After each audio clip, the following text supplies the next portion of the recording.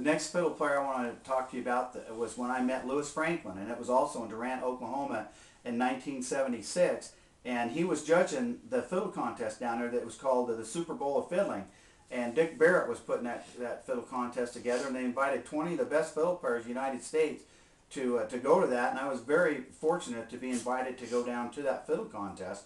And Louis Franklin, along with Mark O'Connor and Benny Thomason, were the three judges at that fiddle contest. So it was a pretty stressful situation for me, as I'd only been playing the fiddle for several years.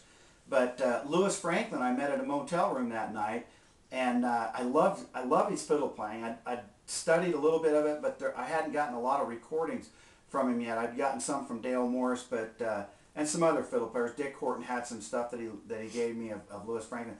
But boy, he puts a swing on a fiddle now. Cotton Patch Rag, I've never heard anybody play it like that, or Blue Eagle Hornpipe. Those were his tunes. But anyway, I remember I was sitting close, he was playing a fiddle, and I was sitting close enough to him that I could really hear him, and he mentioned something to Dick Barrett about me being asked to judge the accompaniments contest in this fiddle contest down there in Oklahoma.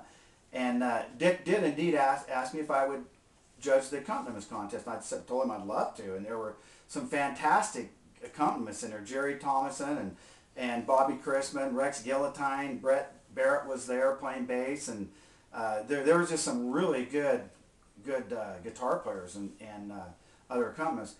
But Louis, not knowing who I was, didn't know what my qualifications were, but I was getting pretty good already on the guitar, working with Bobby Christman and learning that style that he had learned from Omega Burden.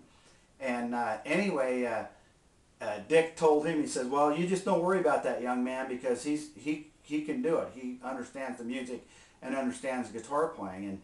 And so anyway, Dick came over to me and he says, Joe, he says, I want you to go get that Gibson over there from that guy.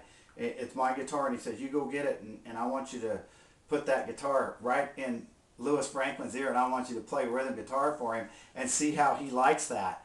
Well, to make a long story short, I went over and I played one song with him, and he looked up at me with a big grin on his face, and I played rhythm guitar that night in that motel room with Louis Franklin for about 5 hours, and he would not let me put that guitar down. I had the time of my life.